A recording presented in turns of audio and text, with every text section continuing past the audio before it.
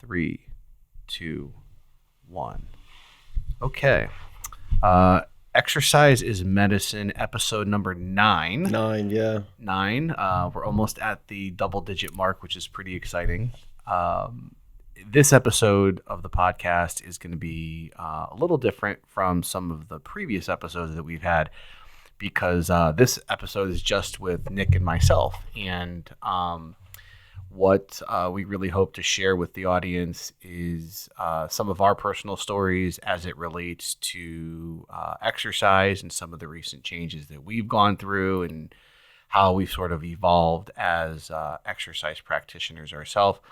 And this really started on something that Nick had asked me as a follow-up with our recent guest, Dr. Randall Swanson from the University of Pennsylvania last week. And Nick said, I thought this could be really good content. So without further ado, we bring to you Nick and Mike. So Nick.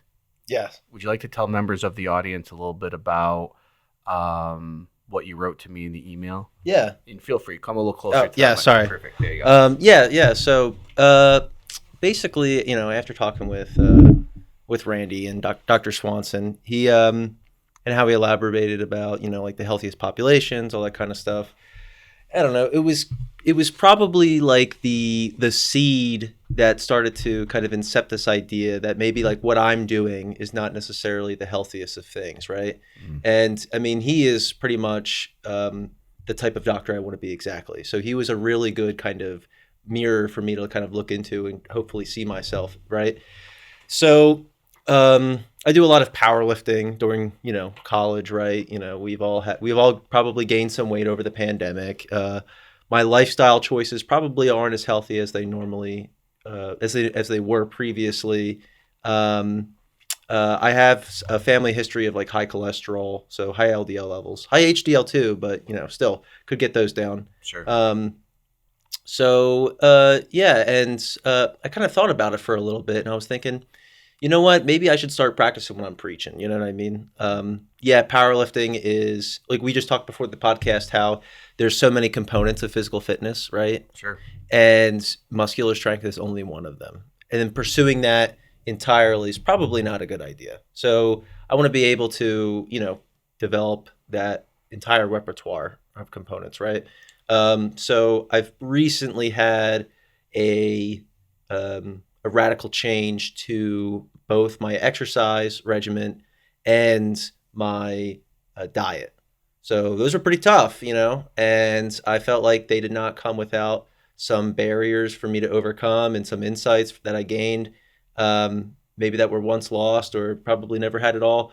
And I thought, yeah, this is probably some good material to talk about, go through, and yeah, so. So were you thinking about this before we had Randall on the podcast, or was this something maybe Randall said sort of not in a good way, struck a nerve and made you rethink some things? Well, so to be honest with you, I always wanted to have some more conditioning. I knew that during my co-op, I wanted to start to bike to work, right? Mm-hmm. And then just sheer powerlifting, doing my 1 rep max, a squat and bench. I'm not going to have that capacity to, bike, for 30 plus minutes in traffic and up hills and blah, blah, blah. So I was going to have to change it up eventually. Right. And then, so I think during the early fall, or late fall, I should say, early winter, I started to do a lot of jogging. You know what I mean? I started wanting to get that. But mind you, I think at my heaviest, I was like 240, and I'm only 5'10". So that's pretty bad. I kind of discounted a lot of that. We took that like DEXA scan, right? And I was like 30% body fat. And I was like, this is crazy. You know what I mean? Like, wow, this is like, I almost didn't believe how like heavy I was. You know what I mean? Anyways, so all that running, I developed a pretty bad knee injury. I think it's, I thought some kind of like overuse, some tendonitis. Doctor says I tore a meniscus in each knee. Lateral one in my right knee and a medial one in my left. And so like I couldn't walk for about a week. I was completely immobile. I was like crawling around my apartment. Thank God, I think classes were during the first 2 weeks of winter, right? Like, yeah, that was actually a blessing. And then I was dreading I wasn't going to be able to take the MCAT because my knee was locked in complete extension. So luckily it was able to bend with pain. So I just like trudged that entire MCAT like in sheer pain. But anyways, so that was a pretty big thing for me. That was like a red flag, like, hey, probably should be losing weight, but that wasn't enough to push me over the edge, to be honest with you. I'm a pretty stubborn guy. Sure. So anyways, I started to do a little bit more like work, like a little bit more exercises, like higher rep stuff, blah, blah, blah, but still was like operating in that, you know what I mean? Like I'm pretty stubborn. I'm going to be doing like, I just want to do strength. It was what I was used to, right? That was what was familiar to me. Anyways, so fast forward, we're doing the podcast with Dr. Swanson, and he's talking about this Mediterranean diet and everything. And yeah, so I see him. He's a big runner. He's pretty fit in that aspect. And I was thinking, you know what, this is probably what I should do. And then I think it was like that night or the next night. I took a look at myself in the mirror, and I was like not happy with where I was at. And I'm like, if I'm going to be a doctor, I should practice what I preach. And, I think I should, look the part. That's pretty important because perception's reality for a lot of things. Right. Yeah. So I've completely changed my diet and I completely changed my exercise program. And it's a rough start. So. Yeah. I think there's going to be, anytime you're trying to do something new or trying to do something that is other than what is in your comfort zone, it's very easy to not want to do it because I think Randall also said this, is that we prefer comfort on the podcast. Yeah. Right?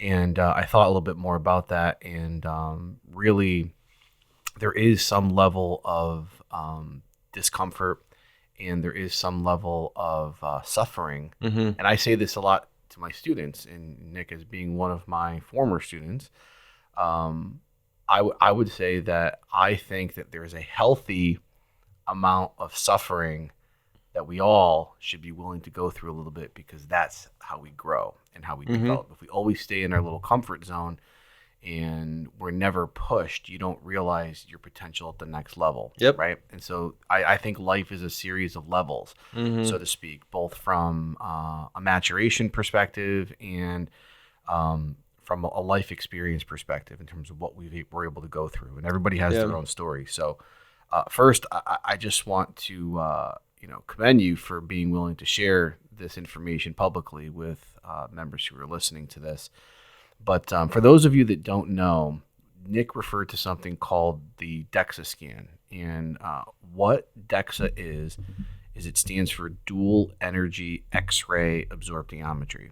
Essentially, what the device does, we have one here in 3 Parkway, is it is designed to really be a bone scanning device primarily.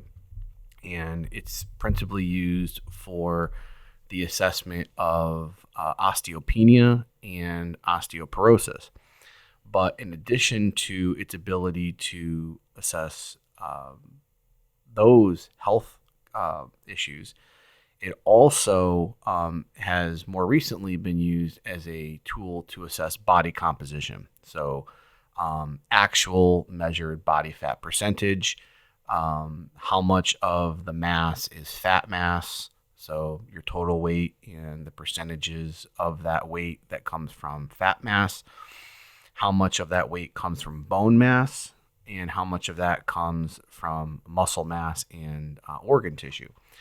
So when Nick was talking about that, it really sort of, it is, I want to be clear, that type of a test is very, it could be very triggering for some people. And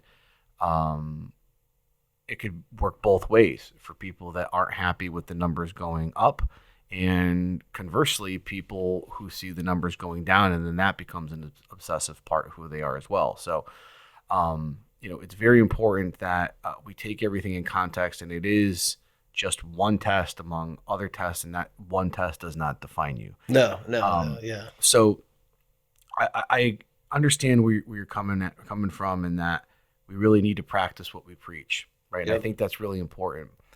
At the same time, I also recognize that what it takes to go through a graduate program, what it takes to go through an undergraduate program, what it takes to live a busy lifestyle is that um, while things have sped up tremendously, and while we have technology at our constant beck and call, we're always connected. So if somebody sends an email, it used to be that you would expect a response within a couple of days, or you would write a letter, as a pen pal to Yeah. somebody. And now we're always connected where, you know, I think you sent me a text message on the way up through the elevator. So Yeah. that tell me you're on your way. So my point here is that the demand of these programs and life's demands and has really asked us to get more things done per unit of time. And so when it comes to prioritizing our exercise or eating right and everything, a lot of this is something that I've thought very hard about this with my own story, and when I was heavier as well, about what is the root cause, and if there's one thing I can change, is that going to cause a cascade of positive changes for the future? And for me, it was prioritizing sleep. Yeah. So It's actually yeah. another thing too. So I got like pretty sick. So I was like near the end of it. I think I was like just over it right before the podcast start, like that day. But I was like pretty sick. I was like really dehydrated. I was like dizzy. Anyways, I was going to bed at like 7 p.m. Mm, and still waking up at like 6. You that's know a what I mean? long. That's 11 hours of sleep. Well, so I don't know how accurate these Garmin watches are with sleep tracking, but it's so I have so I live right near an alleyway. So if someone talks in the alley, it like bounces all the way up to my apartment. Anyways, I'm a light sleeper a lot of the time, Hmm. so I'll wake up to like any kind of noise or whatever. So it says I wake up a lot too. So like actual time slept was only like 9 hours. Even though Uh, you were in bed for 11. yeah, yeah. Well, so I wouldn't. I would crawl in bed at 7, and I thought that like an hour prior to going to sleep for me has worked out. So like if I need to wake up at 5, I'll crawl in bed at 7 and be asleep by 8. That's what I'll do because that's just the type of routine I need. You know what I mean? So if you need to be up at 5, you'll go to bed at 7. I'll physically be in bed, and then like no tech or whatever by like 7:45, and then I'll probably fall asleep by 8. Wow, Yeah. that's incredible.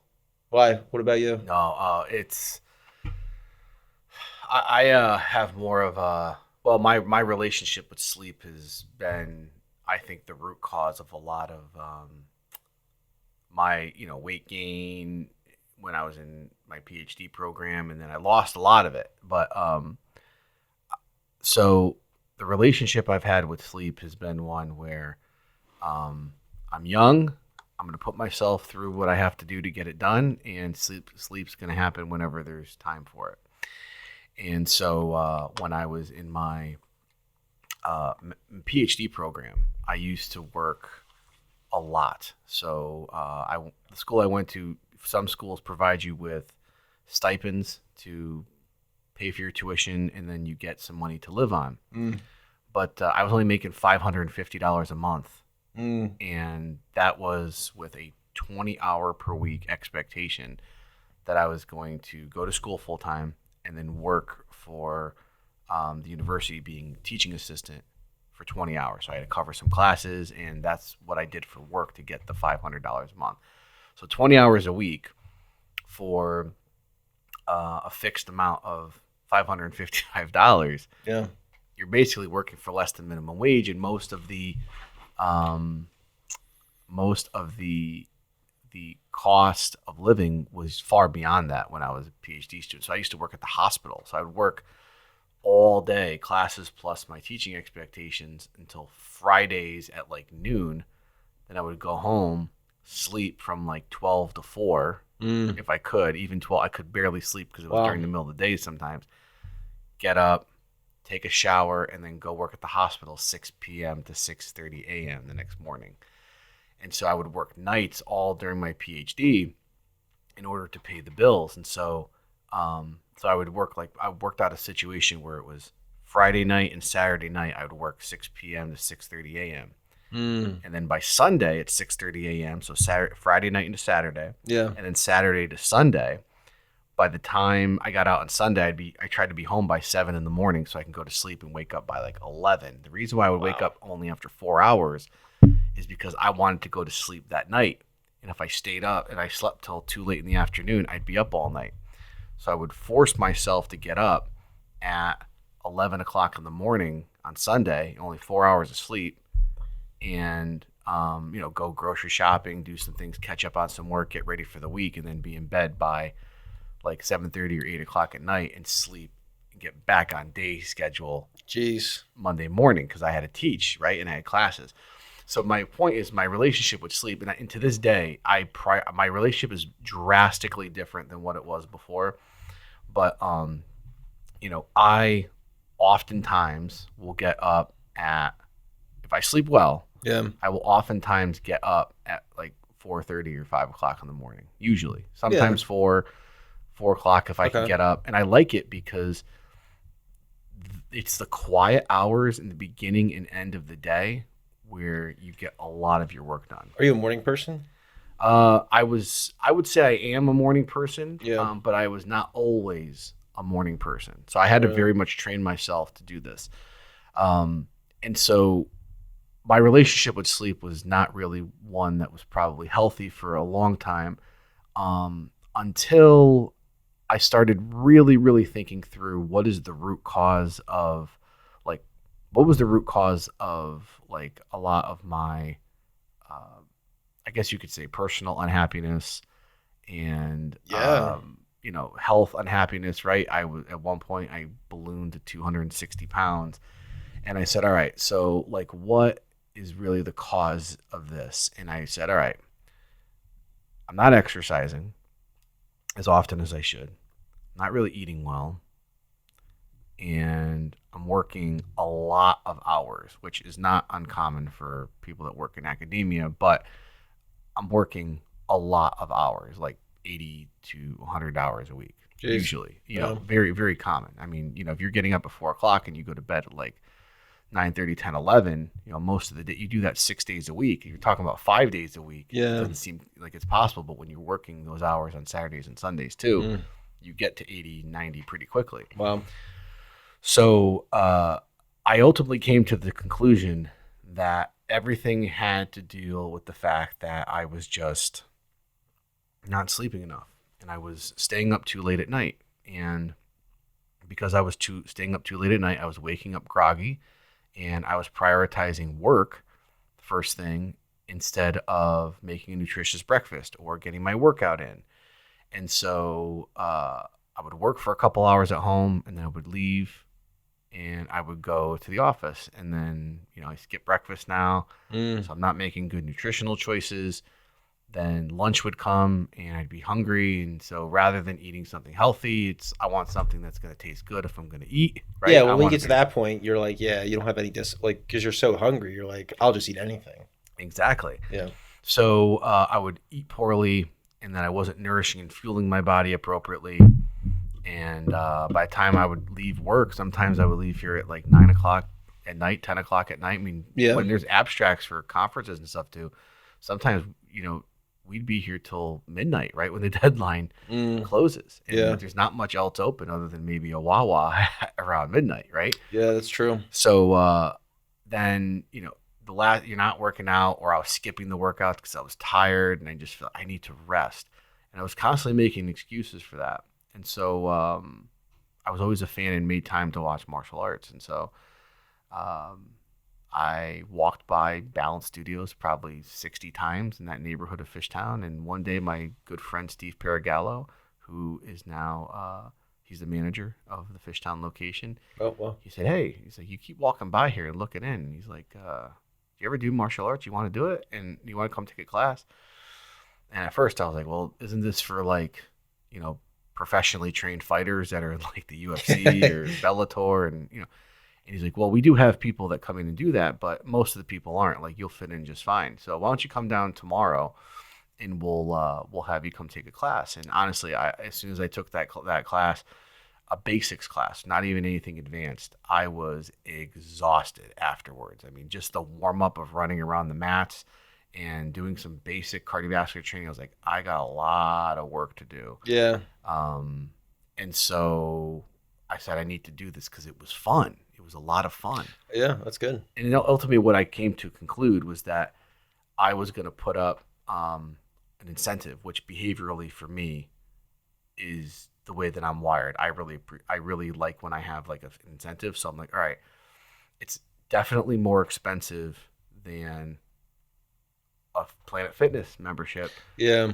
It's significantly more expensive. So I said, all right, I'm going to lay the money out and I'm going to go and sign up for martial arts. And I looked at it as like, well, it's expensive until you start thinking about how much is it per class. So if it's X amount for so many sessions that are available and you go 3 days per week, it could be $20 a session. Yeah. But if you go 4 or 5 days per week, now it comes down to about $10 a class per session. And so the more you train, the cheaper. More bang for your buck. Yeah.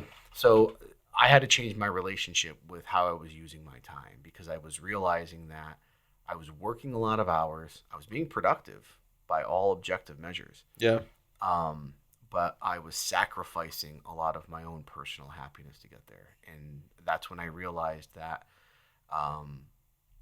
I was going to do jiu-jitsu, and I would feel guilty sometimes though, Nick. I would feel guilty about going and saying it's 6 o'clock, I have to go to jiu-jitsu. I would feel guilty after I put in like a 16-hour day.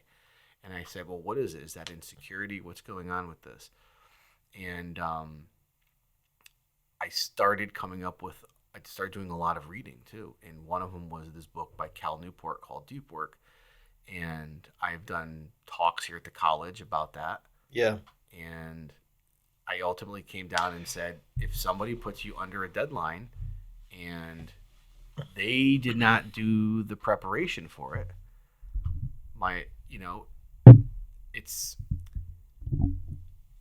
somebody's lack of preparation does not constitute an emergency for you. Well, that's how that was a major change for me. You know what I tell myself too? Because I would consider myself a workaholic. I take pride in my work. I would probably say, I don't know how true it is, but I pride myself on if I get good sleep, if I am physically active, if I'm hydrated, if I'm eating right, I work more efficiently. So by taking the time out of those work out or what you could do work, even though it's probably beyond what you're required to do, right? By taking that time and investing in yourself, right, you become a better, more efficient worker. So it kind of evens out. But now you're also healthy, Right. And some people are going to say that, well, exercise doesn't always work for me. I mean, there's people that I know that say that too, where people will say, well, I do exercise, but I don't get any of the benefits, right? Like I'm doing what I'm supposed to be doing, but I'm not getting any of the benefits. I mean, there's like long-term stuff. You don't know. You know what I mean? You're not sure. People are never going to see what they prevented. You know what I mean? I'm thinking about people so for those listening, I at one point worked in cardiac rehabilitation as a cardiovascular specialist and in bariatric physical activity counseling. So before somebody can undergo a bariatric operation, usually there's a certain percentage of the weight that the person needs to lose. And we were physical activity counselors for these folks as they struggled with their weight on a day in and day out basis. And so we're always trying to get people to be more physically active to increase their energy expenditure. We would always hear some people say, well, exercise doesn't always work for me because, I go for a walk and the scale's not moving much at all.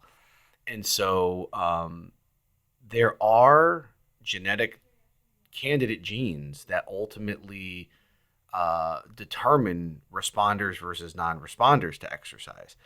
But just having a particular gene itself does not predispose you to being somebody where exercise is not going to work for you. It's just not working Yeah. for you in terms of that specific endpoint. Ultimately, if you're in a caloric deficit, you're going to be losing weight. Right. That's like scientifically fact. Yeah. So like an exercise can facilitate that by pushing you over the edge. You know what I mean? You got to make sure you're eating correctly also as well, right? But yeah. So there are candidate genes, and they've done this in mice models, and they've replicated them in human studies. Is that there is a panel of candidate genes that ultimately explain whether somebody is likely to respond or not respond to exercise as a therapeutic modality. As a matter of fact, we're sitting here in my office. I don't know if I have it here. But this book is a summary of findings from the Heritage Family Study. Oh, nice. And so, what the Heritage Family Study is Heritage stands for the health, risk factors, and I believe aging, exercise training study. Don't quote me exactly on that, but okay. It was principally investigated by Dr. Claude Bouchard and colleagues down at Pennington Biomedical Research Center in Baton Rouge, Louisiana, part of LSU Medical School. And really what Bouchard wanted to see was,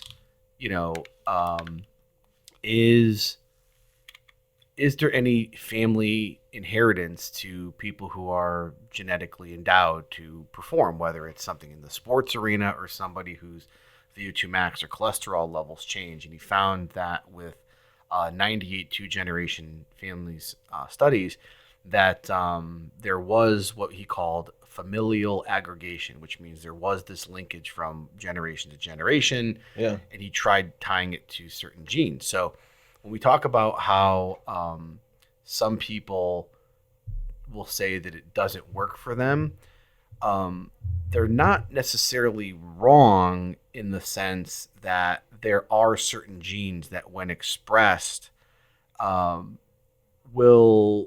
people are, they can begin an exercise program and lose a ton of weight very quickly. Other people, it's more of a slow going race. So the genes that you have, the proteins that they code for, and ultimately, that is going to be genetically determined to some degree, but that is not a predestination for where somebody ultimately can go. It just means that you might have to work a little bit harder compared to somebody who is genetically gifted, right? Yeah. We all have hurdles, right? Yeah. Even if someone with that genetic gift is probably going to have work to compete with in a relationship and blah, blah, blah. And you know what I mean? Like, absolutely. Yeah, there's always going to be a barrier for somebody to not do what they need to do in order to stay healthy, right? And it's up to you and your willpower and your determination and discipline in order to overcome those things. You know what I mean? Yeah, and I'll tell you this is that sometimes sometimes I think the problem that I have seen when people do not stick with an exercise program is it's not the consistency. We've talked about this on multiple episodes now. It's that people sometimes think that, okay, I'm going to start to become an exerciser and I need to do what the best people in the world are doing. And if I'm not doing that, then I don't want to be bothered. When in reality, it's really just making small steps every single day and improving. And consistency. You need to really compare yourself with yourself, right? Yeah. To who you were yesterday, not to necessarily somebody else's today, because somebody else could have a lot more experience. They may have genetic factors. Yeah. I mean, Joe Schmo's getting paid, $3 million to do that, right? To be physically fit. I mean, you're doing it on your off time to stay healthy. I think give yourself a break. You know what I mean? Right. Like, honestly, just go for the minimum. Like, just do the minimum. You don't need to do this crazy whatever thing. Yeah, and I think that's really important. Well, one of the things we were talking with Randall about last week was that in this book, Atomic Habits by James Clear, he talks about how you need to have what's called an accountability partner. So it's very helpful if you have an accountability partner, right? When you go to the gym, It's good if you have somebody else that, even if you're not working out together, just somebody that is going to go do their thing and you're going to do your thing. Yeah. And you expect to, you're going to go hang out and have a cup of coffee after the gym. Like, that accountability partner matters, right? For me, it's my significant other, right? So we connect all the time through text message. We connect all the time through phone when we see each other, right? Yeah. We always are making sure and holding the other person in check. Did you go for your walk today? And if I ever hint that, maybe I'm not going to train tonight, Yeah. then no, you need to go because you need to take care of yourself. And that accountability partner is very helpful to get you to show up. The other thing I'll say just quickly about Atomic Habits is that James Clear will talk about this as what he calls similar to compound interest, where even if you go to the gym and you don't like it, and this is what Randall said, he was referencing James Clear with this last week, was if you show up and put your shoes on and drive to the gym and just sit in the parking lot, you go in and you scan your card, you walk to the bathroom, you walk out and jump You back figure in the out, car. okay, this is how I get to the gym. You know what I mean? Yeah. Building associations. You remove that barrier of the unknown of just how to get to the gym, right? And then you just, like you're crawling before you walk. And I mean, that's what we hope to do with the DAC tour, right? Mm-hmm. Like if you're hesitant because you're like, oh, I don't want to look silly and like not know where things are. Well, hopefully like the videos that we made and the exercises, demonstrations that we're going to be making are just things, again, so you don't have to worry about those levels of unfamiliarity and the unknown and, scariness, right? Yeah, and I think that there is something to it, right? Is like they say the same thing in martial arts. Even if you have an injury or if you're tired and you can't improve your training physically, right? Like maybe you're just having an off day and your body's just tight and it's not moving. You going there and getting the education is still training. You're training the technique. You're seeing the technique you live. Overcame a barrier today. You know what I mean? Like that's good. Like, you know what I mean? And then next thing you know, you'll be overcoming, 1,000 barriers over the course of a year or something. You know what I mean? Absolutely. Yeah, one barrier at a time. Yeah. So ultimately, right, I think that is what's really important is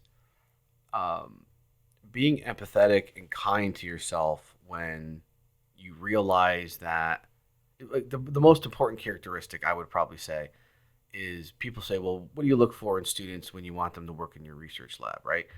And I need people who are very good at self-awareness. I feel that is very important.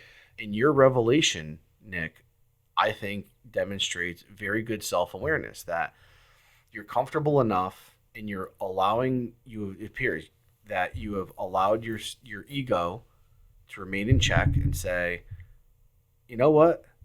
I'm not happy with the results that I'm seeing here. And you know what? I need a change. And how many people will not actually be able to come to grips and admit that? Yeah. Well, so I guess there's one thing is, because let's be honest, you're probably never going to give a friend a gut check without any reason. You know what I mean? You're not gonna say that. Like, hey, hey, you're out of shape. You should like that's that'd be rude. That's me.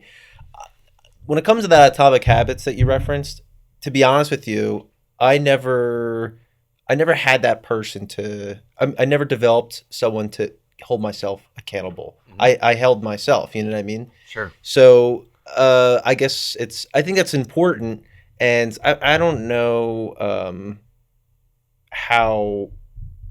I personally think that it's important to have that level of like conscientiousness and take a look at yourself and then realize, okay, like be nice to yourself. Don't, you know what I mean? Like expect the world from yourself in a day, right? Mm-hmm. I would say hold yourself to the level you hold other people. You know what I mean? Like, hey, like, blah, blah, blah, looks out of shape, or this and this. Like, you should talk to yourself like that, but you shouldn't be mean to yourself either. You know what I mean? You're not going to yell at your friend. You shouldn't yell at yourself, Yeah, you don't want to be hypocritical.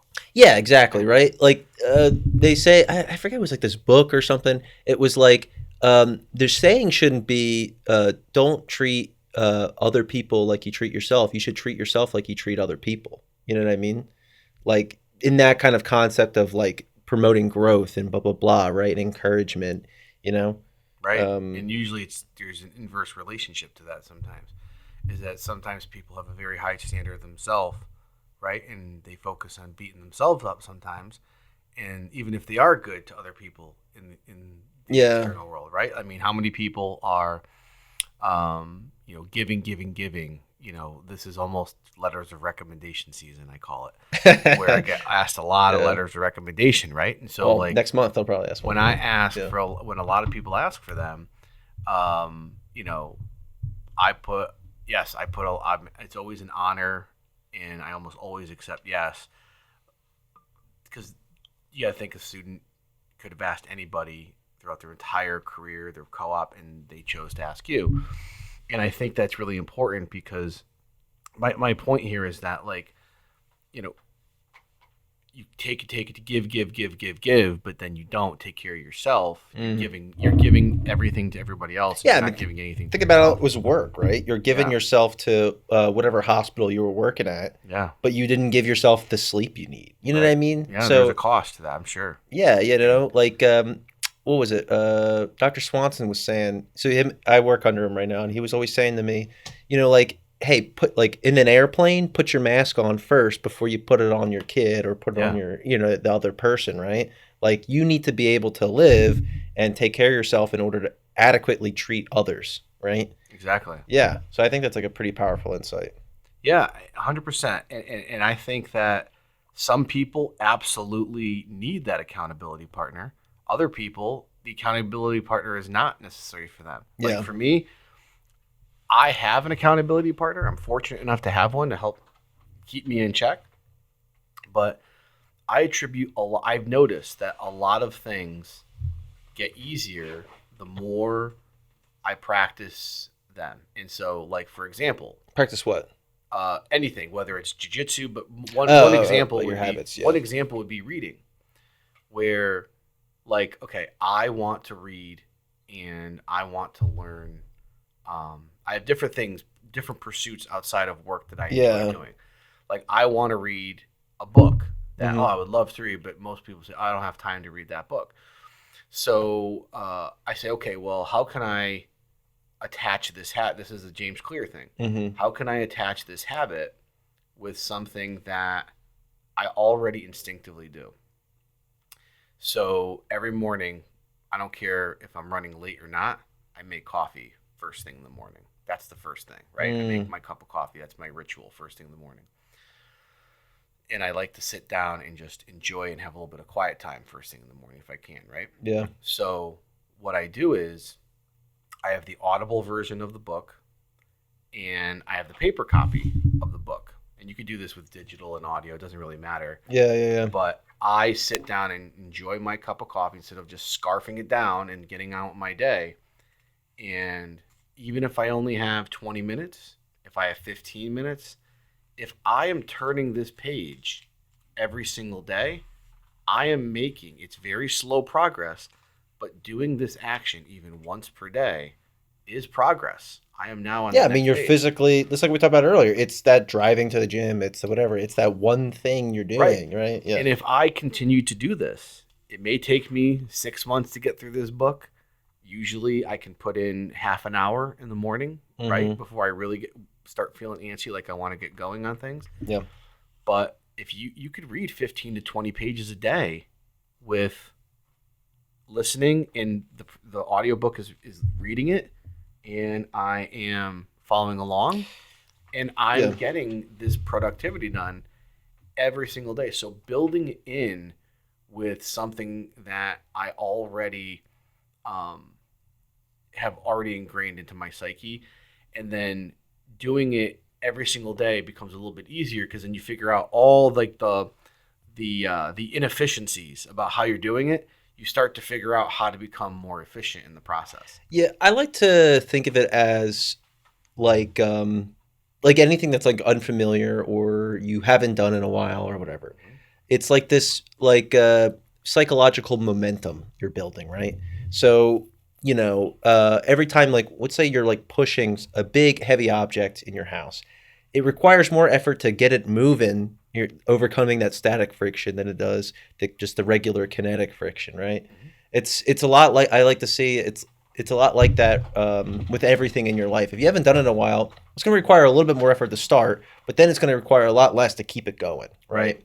And then eventually easier and easier and easier as like you get more and more of it done. That's like what I did with I just started I started to incorporate a lot more like lifestyle stuff to staying healthy.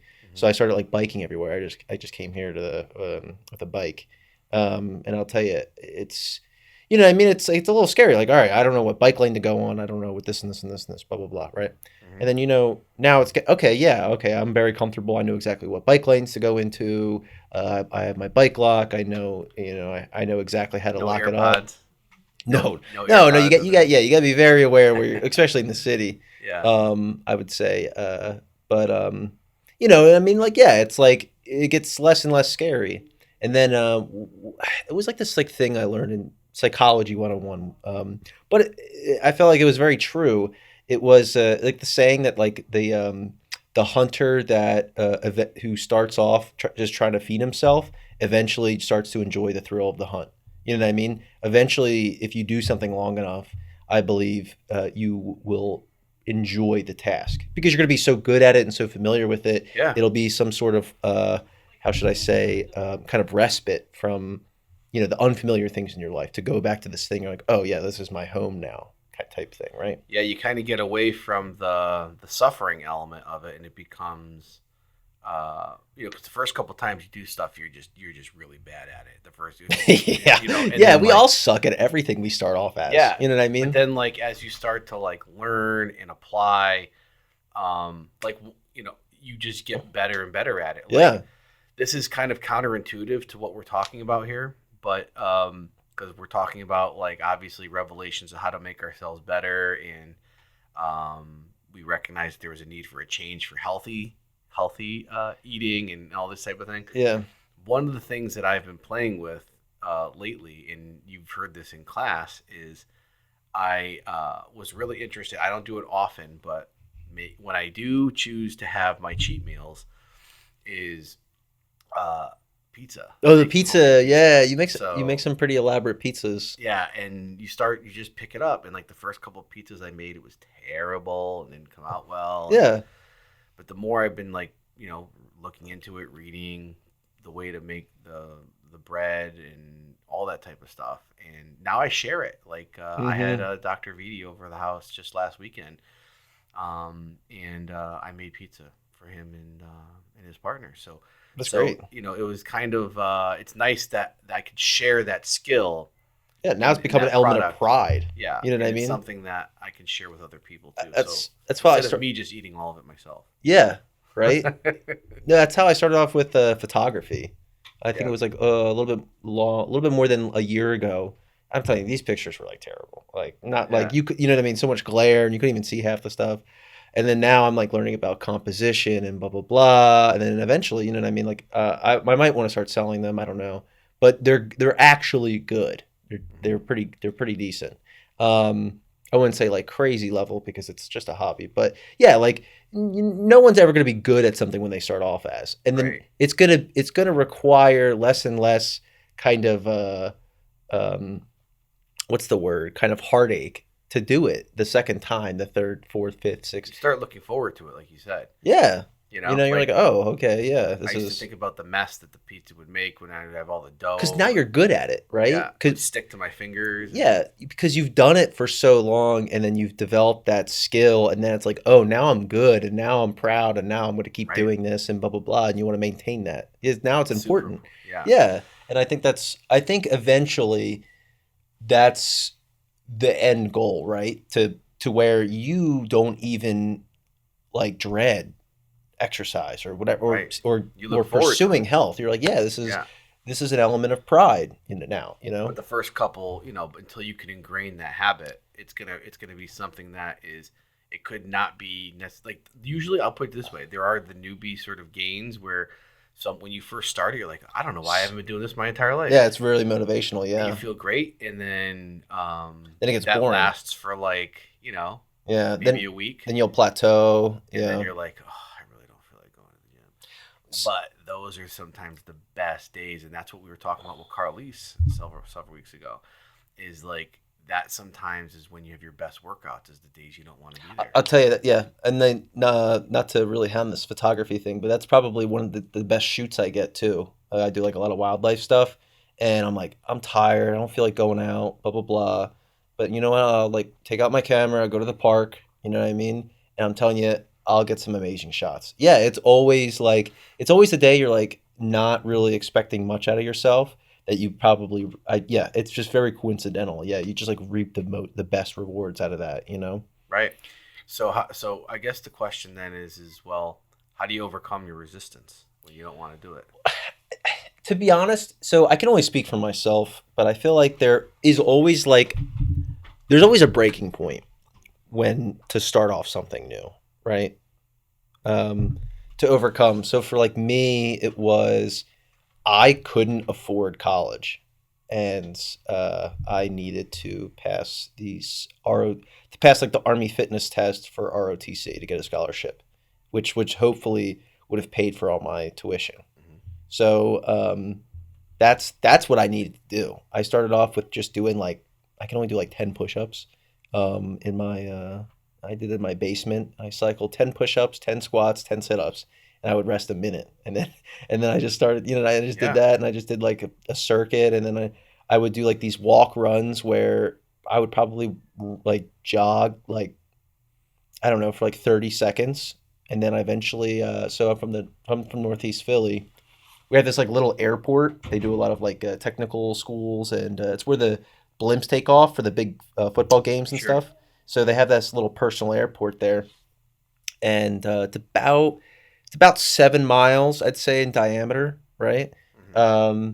If you run the whole thing, and I would have this like little corner starting at a Morel and Academy Road. It's this little intersection. That's where I'm from, and I would just run like this very little short little kind of bottom left hand corner of that airport from my perspective. Mm-hmm.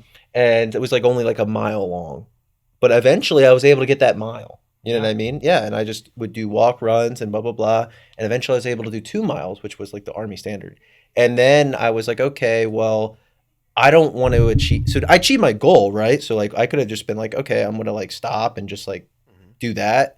But I was like, you know what? I want to be.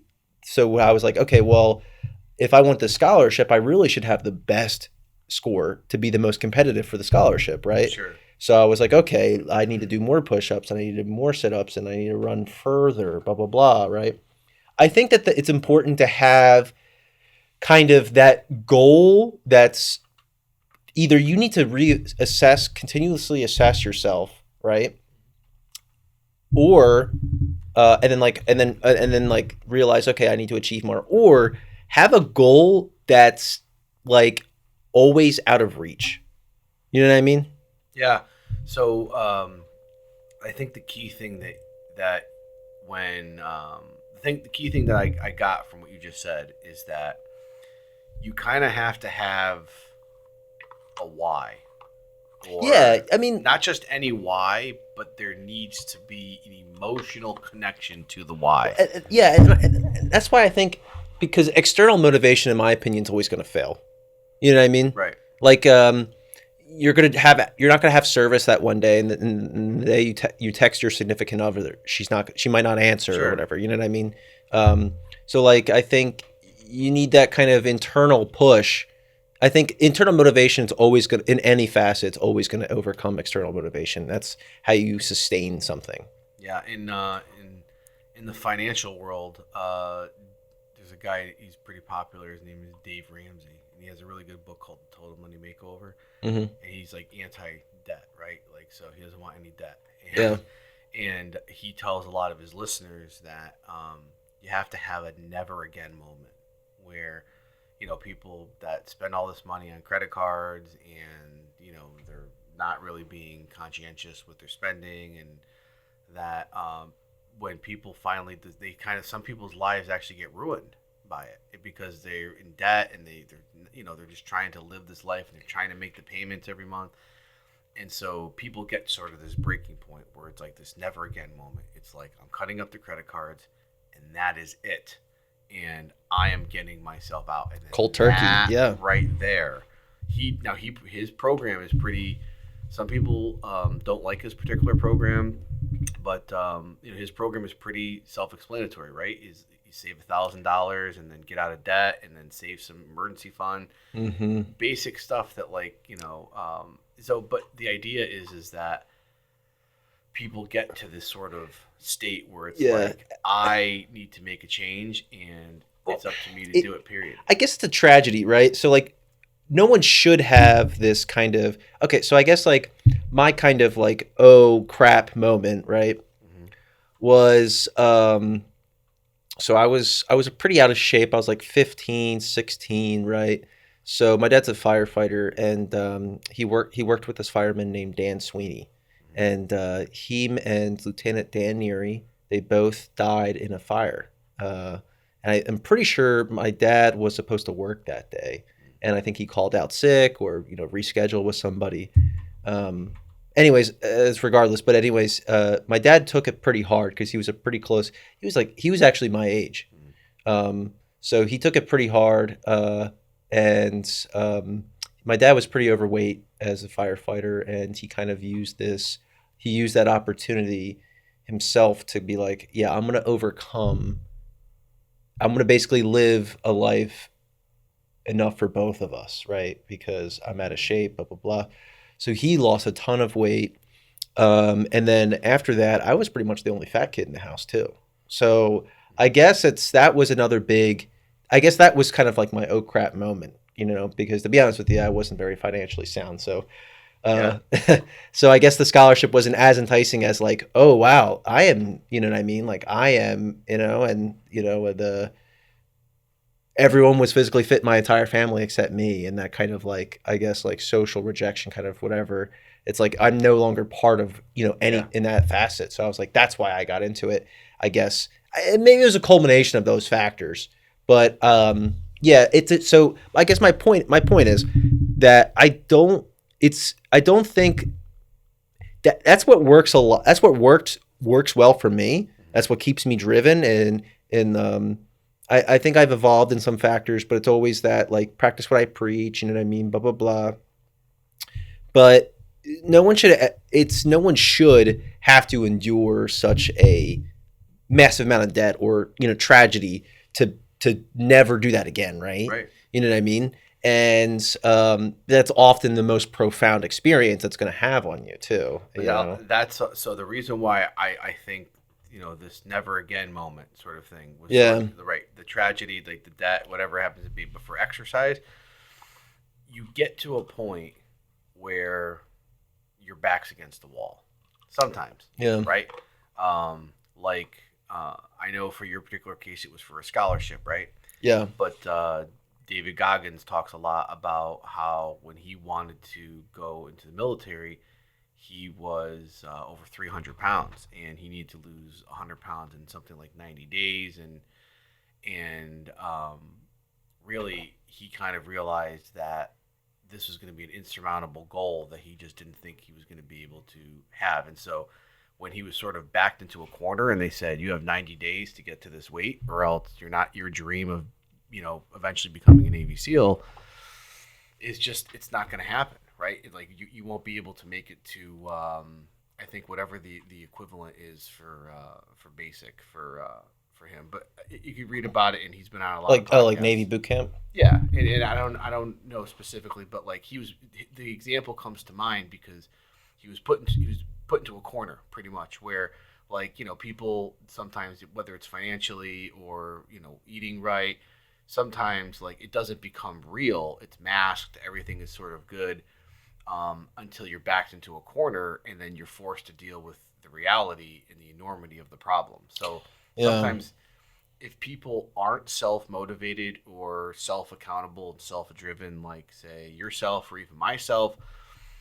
sometimes people sort of like will evade and try to justify that everything's okay. I've been really busy lately. Yeah, I mean, we lie to ourselves more than anyone else, I Right. think, in life. And it's only when you go to the doctor and why do people avoid physicals sometimes?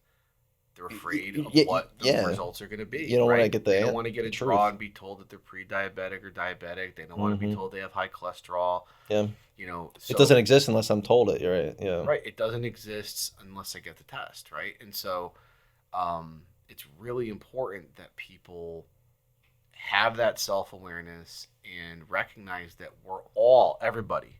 everybody is, for our entire lives, we are constantly a work in progress, and that there is Yes. there is you are never done with your fitness journey.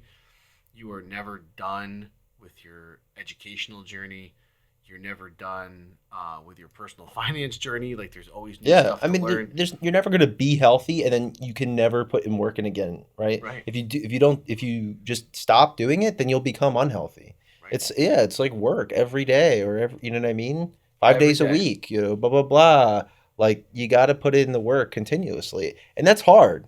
I think it's like really hard to kind of accept that kind of uh, what's the word? Kind of permanence of the situation where it's like, yeah, there's nothing I can do to uh, achieve it, and then I never have to worry about it again. Right. And Yeah. there's not, and it's like now you're sort of in a position where you have to deal with it. Yeah. It's not, oh, I'll deal with it later. Cause like that's what happens a lot of times is this is what we were talking with Randall about a little bit is, oh, well, like, I'll take care of it after I become a doctor. Then I'll start, I'll have time. And then, there's always Yeah. something else that's going to demand your attention. Yep. So you are forced to intervene and just find the time now, because if you don't find the time, then your time's going to be a lot shorter, unfortunately. Exactly. You're going to be living with early risk factors for disease. And when I say your time is going to be a lot shorter, I mean not that like that's not a threat. That's you are making decisions that are going to shorten your life. Yeah. Also, your quality of life is going to be Right. a lot worse sooner too. You know what I Right. mean? If not right now, Right. right? And when we're kids, I remember when I was a kid, people used to always say that, oh well, oh, you should live, you're going to live to be 100. And like, well, the data right now says that the average person in the United States, at least, is going to live to be 74. So Yeah. that's 25 years less than what I was told as a child, right?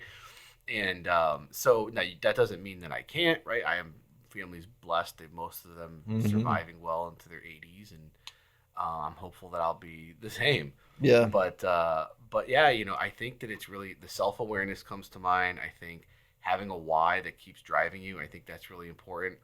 But as we're sort of wrapping up for the rest of today, do you have anything else that you'd like to share, or any last words for about this specific instance, or anything in particular that people that are listening to that you would impart on them who might be going through similar situations?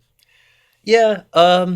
So with that radical exercise change that I did, so I want to share this small anecdote. So basically, when I stopped doing this kind of like high intensity like bodybuilding athletic program. It's called Athlete X. So I was pretty big on it for like 10 years. I actually did it like my entire time in the military, blah blah blah. And I got quite a few injuries out of it, and I think there's definitely some good things out of it, but I think a lot of the stuff focused on or did had a lot of these kind of like really unnecessary, silly, like eye catching like methods of exercise and stuff and protocols and blah blah blah. It was pretty silly.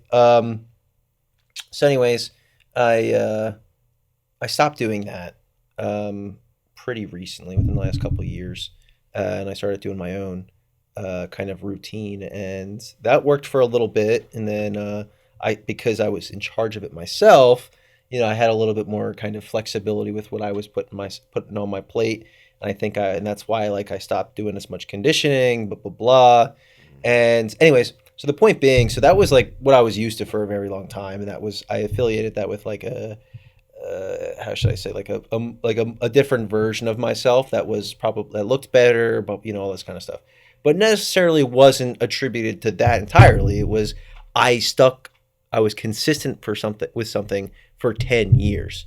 You know what I mean? Yeah. Like what cuts through a mountain is a river over 1,000 years. You know what I mean? Something that's continuous, not one really strong hammer strike, right? That's right. So, anyways, when I recently, I was actually I was struggling with like, what should I do? Blah blah blah. And I was actually thinking about going back to that bodybuilding program, which I want to save my back and knees and stuff. So, I I was doing this other one. I went back to this book. I get a lot of my information from this one book that incorporates a lot of flexibility and able to program. And I just opened the book and I went back to the kind of like beginner one, and I was like worried. It's like I'm on week 2 and I'm not seeing results right away. Obviously you wouldn't in 2 weeks, but I was pretty hard on myself, right? Point being, I think it's important. Whatever you do, you remain consistent with it. That's the message I'm trying to get out here. Is by going from this one thing to this one thing, it's not working. Blah blah blah blah blah. You're doing yourself a disservice. Just pick something. You know what I mean, and stick with it. Right. Right. And then I think that is super important when it comes to like an exercise regimen or program or whatever, right? Is maintaining that consistency and trusting yourself and trusting the process of whatever you're doing, because you will reap benefits out of it, guaranteed. Wonderful. Well, Nick, this has been incredible. Thanks. I think I really appreciate you taking the time and sharing this particular story. We've all been through them, and I think it's going to be really helpful for our listeners.